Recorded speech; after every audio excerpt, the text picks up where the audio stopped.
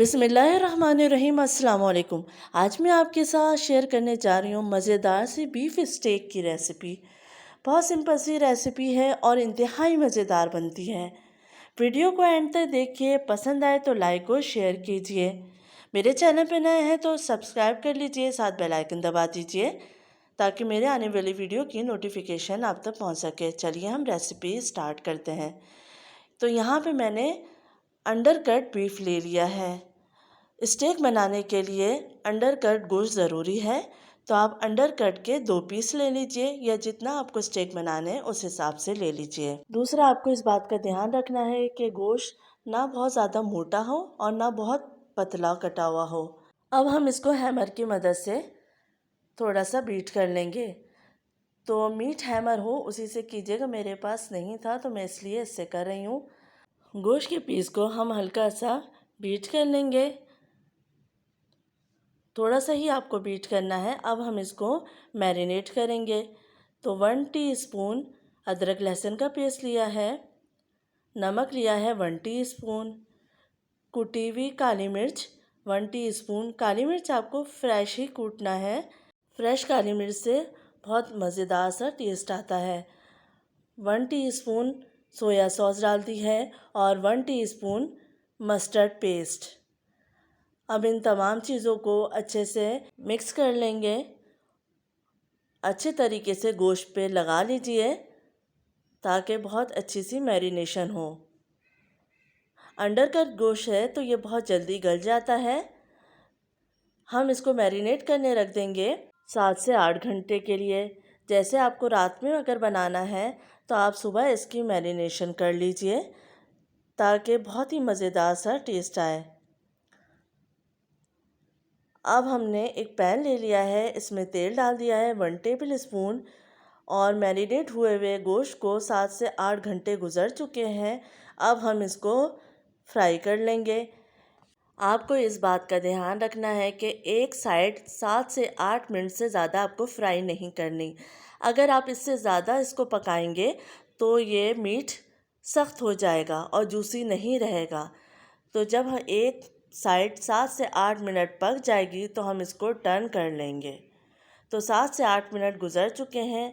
अब मैं side turn कर रही हूँ और दूसरी साइड भी हम 7 से 8 मिनट पकाएंगे, क्योंकि ये अंडरकट गोश्त है, बहुत जल्दी गल जाता है तो ये आराम से गल जाएगा। इससे ज़्यादा आप नहीं पकाइएगा वरना गोश्त सख्त हो जाएगा और जूसी नहीं रहेगा। अब हम इसको निकाल लेंगे। अब हम बनाएंगे इसकी सॉस।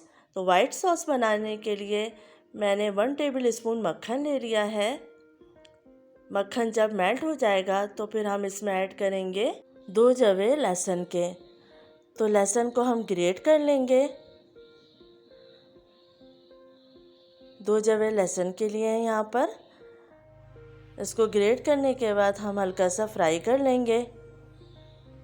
जब लहसुन फ्राई हो जाएगा तो हम इसमें ऐड करेंगे 2 टेबल स्पून मैदा। अब मैदे को भी हल्का सा भून लेंगे।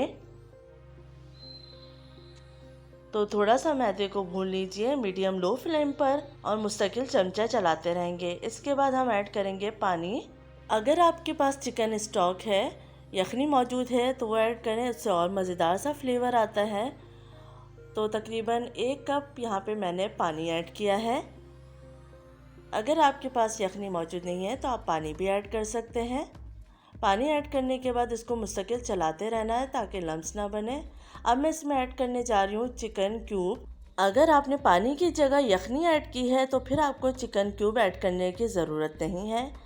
मैंने यहाँ पर पानी डाला था इसलिए मैं साथ ही चिकन क्यूब डाल रही हूँ ताकि बहुत मज़ेदार सा फ्लेवर आ जाए। साथ ही मैं ऐड करूँगी 1/4 टीस्पून सफ़ेद मिर्च, 1/4 टीस्पून पिसी हुई काली मिर्च और 1/4 टीस्पून नमक। नमक ज़्यादा ऐड करने की ज़रूरत नहीं है क्योंकि चिकन क्यूब में नमक मौजूद होता है, इसलिए आप अपने टेस्ट के हिसाब से नमक ऐड कीजिए।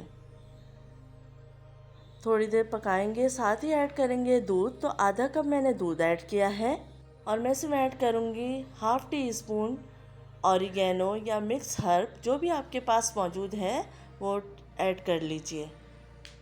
अब इसको मिक्स कर लेंगे और इसको पकाएंगे इतनी देर कि ये सॉस गाढ़ी हो जाए। तो तकरीबन 5 मिनट के अंदर ये सॉस गाढ़ी होने लगती है।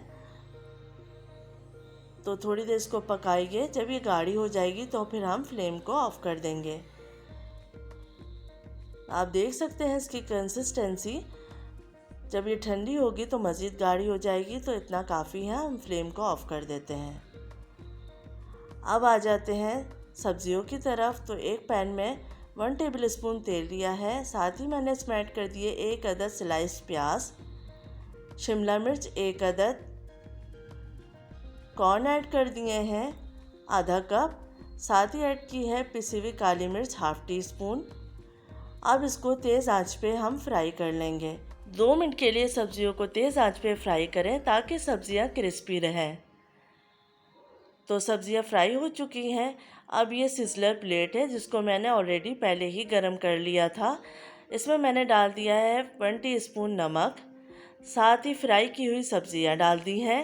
अगर आपके पास सिजलिंग प्लेट नहीं है तो कोई मसला नहीं है, आप नॉर्मल सी डिश में भी इसको डिश आउट कर सकते हैं। सब्जियां डालने के बाद अब मैं इसमें स्टेक के पीस रख दूंगी। अब साथ ही मैं इसमें थोड़े से फ्राइज़ रख दूंगी। मज़ेदार से ये स्टेक बन के तैयार होती है। आप इस रेसिपी को ज़रूर ट्राई कीजिए। ऊपर से हम सॉस डाल देंगे। आप देख सकते हैं कितनी मज़ेदार लग रही है। इस रेसिपी को ज़रूर ट्राई कीजिए, आपको बेहद पसंद आएगी। अब मैं आपको चेक कराती हूँ कि गोश्त कितने अच्छे तरीके से गल चुका है, क्योंकि ये अंडर कट गोश्त था। ये देखिए आप। तो उम्मीद है आपको ये रेसिपी पसंद आएगी। फीडबैक देना मत भूलिएगा। अपना ख्याल रखिएगा। अल्लाह हाफ़िज़।